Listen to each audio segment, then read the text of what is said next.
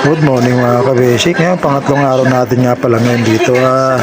Kahapon natapos natin yung pagsisinsil. Ngayon naman mga kabesik, papalitadaran natin yung buong wall. At ang binili kong buhangin na yung bistay na. Ang problema parang ang daming bato. Parang hindi na bistay.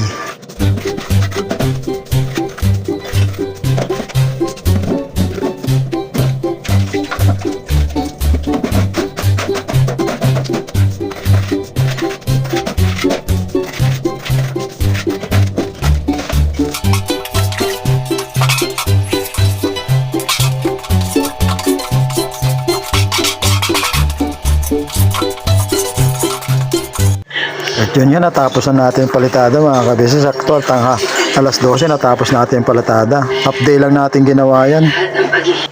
So maya magsisinsil na tayo ng flooring. Nakumpisaan ko na nga yan eh. Siyempre, safety first, di ba mga kabisik? Kailangan lagi tayo